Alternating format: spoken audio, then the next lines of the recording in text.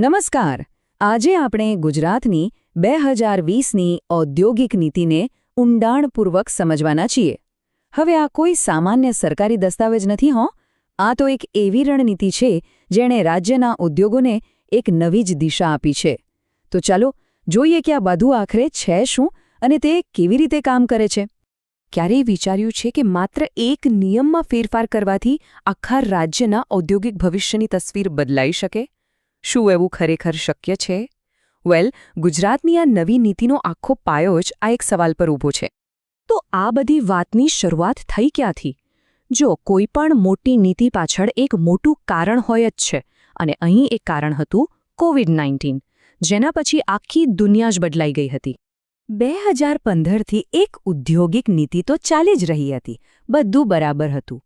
પણ પછી આવ્યું 2020 અને કોરોના મહામારીએ આખી દુનિયાની અર્થવ્યવસ્થાને હચમચાવી નાખી. બસ આ નવા પડકારોને પહોંચી વળવા અને આત્મનિર્ભર ભારતના વિઝનને સાકાર કરવા ઓગસ્ટ 2020માં ગુજરાતે આ એકદમ નવી અને દૂરદર્શી નીતિ જાહેર કરી. હવે આવે છે આ નીતિનો સૌથી મોટો, સૌથી ક્રાંતિકારી અને કદાચ સૌથી ઐતિહાસિક નિર્ણય, જેને ખરા અર્થમાં ગેમ ચેન્જ કરી દીધી.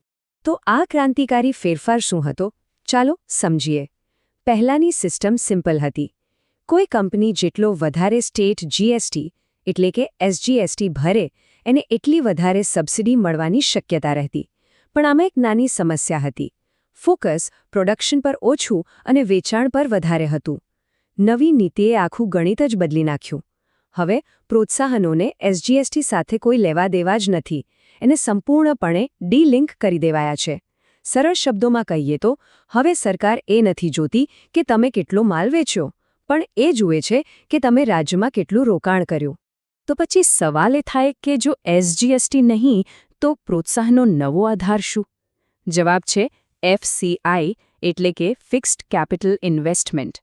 આનો સીધો મતલબ એ છે કે કંપની ગુજરાતની ધરતી પર ખરેખર કેટલું રોકાણ કરે છે.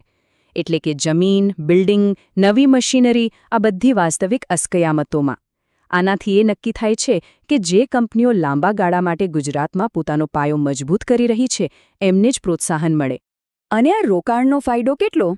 તો જુઓ, કંપનીઓએ જે કુલ રોકાણ કર્યું હોય એના 12% સુધીની રકમ, એ પણ દર વર્ષે સતત 10 વર્ષ સુધી સરકાર સહાય તરીકે પાછી આપી શકે છે.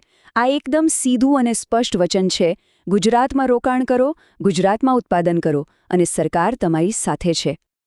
અને આ વાત એટલા માટે પણ ખાસ છે કારણ કે આ પ્રકારનું ક્રાંતિકારી પ્રોત્સાહન મોડલ લાગુ કરનારું ગુજરાત આખા ભારતમાં પહેલું રાજ્ય બન્યું.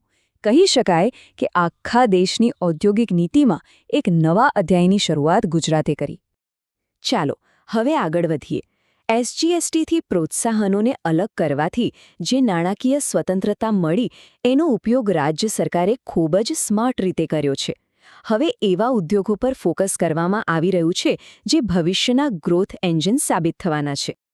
આ નીતિ 2 સ્તરે કામ કરે છે. પહેલું સ્તર છે 9 મુખ્ય ક્ષેત્રોનું. આ એવા ઉદ્યોગો છે જે ઓલરેડી ગુજરાતના અર્થતંત્રની કરોડરજ્જુ છે, જેમ કે ફાર્મા, કેમિકલ્સ, ઓટો પાર્ટ્સ, જેના માટે ગુજરાત પહેલેથી જ જાણીતું છે. આ નીતિનો હેતુ આ ક્ષેત્રોને વધુ મજબૂત અને સ્પર્ધાત્મક બનાવવાનો છે. પણ ખરી મજા તો બીજા સ્તરમાં છે. આ નીતિ માત્ર વર્તમાનને નથી જોતી, એ ભવિષ્ય પર નજર રાખે છે. અને એટલે જ અહીં આવે છે સનરાઇઝ સેક્ટર્સ.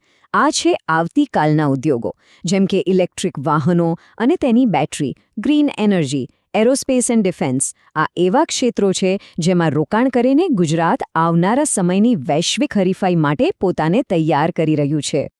અત્યાર સુધી આપણે મોટા ઉદ્યોગોની વાત કરી, પણ શું આ નીતિમાં નાના ઉદ્યોગ સાહસિકો અને નવા આઈડિયા લઈને આવતા યુવાનો માટે કંઈ છે?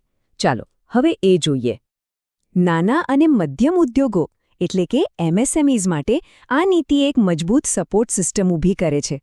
પહેલું, ધંધો શરૂ કરવા માટે જે મશીનરી વગેરેનો ખર્ચ થાય એમાં કેપિટલ સબસિડી. બીજું, બિઝનેસ માટે લીધેલી લોનનો બોજ હળવો કરવા વ્યાજમાં સબસિડી. અને ત્રીજું, અને આ બહુ મહત્વનું છે, દુનિયા સાથે કદમ મિલાવવા માટે વિદેશથી સારી ટેકનોલોજી ખરીદવી હોય તો એમાં પણ સરકાર મદદ કરે છે. આ દરેક પગલું નાના ઉદ્યોગોને મોટું બનવા માટે મદદ કરે છે. અને જે લોકો પાસે માત્ર એક આઈડિયા છે એમના માટે શું? સ્ટાર્ટઅપ્સ. એમના માટે સૌથી મોટો પડકાર હોય છે શરૂઆતનું ફંડિંગ. આ નીતિએ એ સમસ્યાનો ઉકેલ લાવવાનો પ્રયત્ન કર્યો છે અને સીડ સપોર્ટ એટલે કે એકદમ શરૂઆતની મદદ વધારીને 30 લાખ રૂપિયા સુધી કરી દીધી છે. પણ આપણે સૌ જાણીએ છીએ કે એક સારો આઈડિયા માત્ર પૈસાથી સફળ નથી થતો. એને સમય આપવો પડે છે, એની પાછળ લાગી રહેવું પડે છે. આ નીતિ આ માનવીય પાસાને પણ ખૂબ સારી રીતે સમજે છે. અને એટલે જ સ્ટાર્ટઅપના સ્થાપકોને 1 વર્ષ સુધી પોતાનું ઘર ચલાવવા માટે ભથ્થું પણ આપવામાં આવે છે. અને એક ખૂબ જ પ્રોગ્રેસિવ પગલું એ છે કે જો સ્ટાર્ટઅપના સ્થાપક મહિલા હોય તો એમને દર મહિને 25,000 રૂપિયાની વિશેષ સહાય મળે છે. આનો હેતુ એકદમ સ્પષ્ટ છે: ઉદ્યોગ સાહસિકોને પૈસાની ચિંતામાંથી મુક્ત કરવા, જેથી તેઓ પોતાના આઈડિયા પર 100% ફોકસ કરી શકે. અને હવે વાત કરીએ આ નીતિના છેલ્લા પણ કદાચ સૌથી મહત્વના પાસાની. વિકાસ અને ઉદ્યોગો જરૂરી છે, પણ પર્યાવરણનું શું? આ નીતિ ઔદ્યોગિક વિકાસ અને પર્યાવરણીય જવાબદારી વચ્ચે સંતુલન કેવી રીતે સાધે છે, ચાલો જોઈએ. આ નીતિનું એક ખૂબ જ સ્માર્ટ પાસું છે ઉદ્યોગોનું સ્થળાંતર. માની લો કે કોઈ ઉદ્યોગ શહેરના ભીડવાળા વિસ્તારમાં છે. જો એ ત્યાંથી નીકળીને સરકાર દ્વારા નિર્ધારિત ઔદ્યોગિક પાર્ક એટલે કે GIDCમાં જાય તો સરકાર એમના શિફ્ટિંગના ખર્ચમાં 65% સુધીની મદદ કરે છે, જે 50 કરોડ રૂપિયા સુધી પણ હોઈ શકે છે. આનાથી શહેરો પરનું ભારણ ઘટે છે અને ઉદ્યોગોને પણ આધુનિક સુવિધાઓ મળે છે.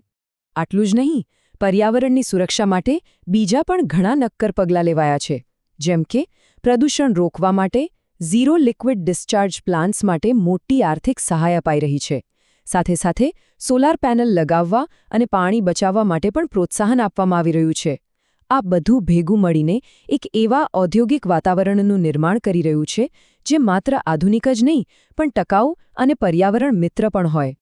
તો અંતે સવાલ એ જ છે: શું SGSTથી પ્રોત્સાહનોને અલગ કરવાની હિંમત, ભવિષ્યના સનરાઇઝ સેક્ટર્સ પર દાવ લગાવવાની દૂરદેશી અને પર્યાવરણલક્ષી વિકાસ પરનો ભાર, આ ત્રણેય વ્યૂહરચના મળીને ગુજરાતને આવનારા સમયમાં ભારતનું નિર્વિવાદ ગ્રોથ એન્જિન બનાવી શકશે? જવાબ તો ભવિષ્ય જ આપશે, પણ એટલું ચોક્કસ છે કે દિશા એકદમ સ્પષ્ટ છે.